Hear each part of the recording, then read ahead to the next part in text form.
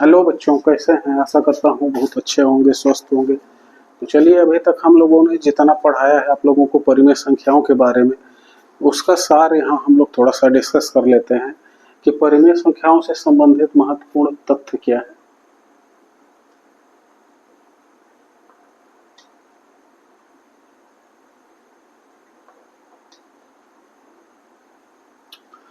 तो हम लोगों ने परिभाषा में पढ़ा था कि परिमेय संख्या होने के लिए 3 शर्तें हैं। अंश बटा हर के रूप में हो, हर का मान 0 न हो, अंश और हर जो है पूर्णांक हो। तो वही यहाँ लिखा गया है कि P बटा Q के रूप में हो। दूसरी शर्त थी हर का मान 0 न हो, मतलब Q का मान 0 न हो। और थर्ड शर्त थी कि P और Q पूर्णांक हो, अंश हर पूर्णांक हो। ये हो गया। अभी अभी हम लोगों ने आप लोगों को कुछ वीडियो पहले बताया था कि जो है क्या बोलते हैं, सभी भिन्न जो है वह क्या होती हैं, परिमेय संख्याएं होती हैं। शून्य जो है एक परिमेय संख्या है। यह न तो धनात्मक परिमेय संख्या है और न ही ऋणात्मक परिमेय संख्या है। नंबर लाइन आपको याद होगा, संख्या रेखा जब पूर्णांक पढ़ा रहे थे कक्षा 6 में, तो उस समय हमने बताया था कि शून्य से दाहिने साइड जितने भी पूर्णांक हैं वह धनात्मक पूर्णांक हैं और शून्य से बाईं ओर जितने पूर्णांक हैं वह ऋणात्मक पूर्णांक हैं। तो ठीक है, शून्य सेंटर पे होता है, वह न तो धनात्मक है और न ही वह क्या है, ऋणात्मक है। तो क्या है शून्य? अगर हम कहीं लिखते हैं, हाँ, तो इसके नीचे हम 1 लिख सकते हैं। तो इसीलिए P बटा Q के रूप में है, अंश और हर के रूप में लिखा गया है। Q का मान 0 नहीं है, ध्यान से देखिए, 1 जो है 0 नहीं है। दूसरी शर्त को फॉलो कर रहा है और तीसरी शर्त को फॉलो कर रहा है कि P Q पूर्णांक हो। तो ये भी पूर्णांक है और ये भी पूर्णांक है। तो इस तरह से हम देखते हैं कि 0 जो है तीनों शर्तों को पूरा कर रहा है, अतः शून्य एक परिमेय संख्या है।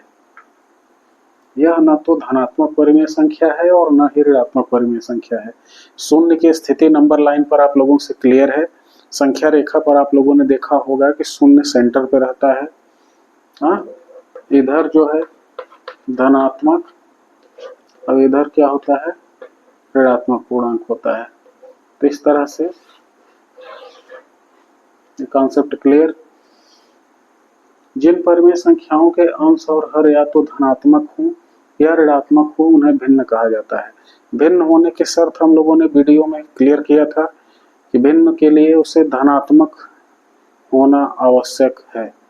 अंश या हर दोनों में से कोई भी एक यदि ऋणात्मक है तो वह ऋणात्मक परिमेय संख्या कहलाएगा और ऋणात्मक परिमेय संख्या किसी भी स्थिति में भिन्न नहीं हो पाएगी।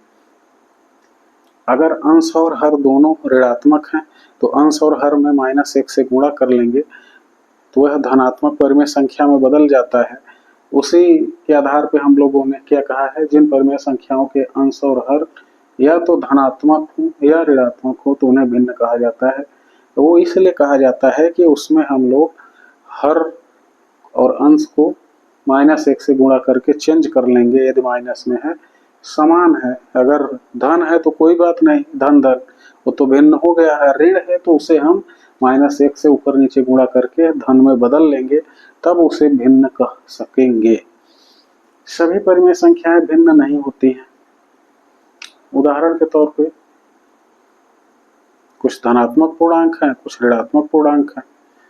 हाँ, P और Q हो सकता हो, P और Q दोनों में से कोई एक यदि ऋणात्मक हो गया तो वह भिन्न की शर्त को पूरा नहीं कर पाएगा, भिन्न नहीं हो पाएगा।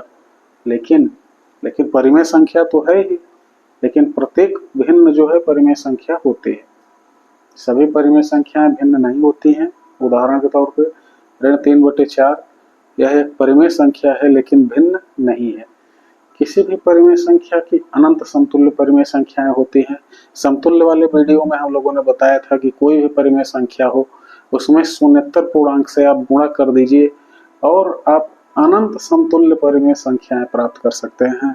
शर्त यह है कि गुणा करते समय यह ध्यान रखना होगा कि अंश और हर दोनों में एक ही पूर्णांक से गुणा किया जाए और यह महत्वपूर्ण है कि 0 से गुणा न करें।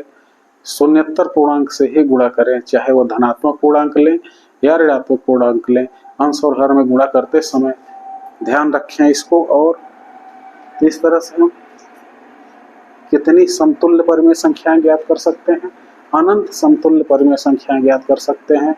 ये इस तरह से ये महत्वपूर्ण कुछ तथ्य थे जहां तक हम लोगों ने पढ़ा है। इसके आगे हम लोग पढ़ेंगे तो एक बार फिर से आपको महत्वपूर्ण तथ्यों को समराइज करेंगे। तब तक के लिए बाय बाय, गुड नाइट, मिलते हैं अगले वीडियो में। Thank you.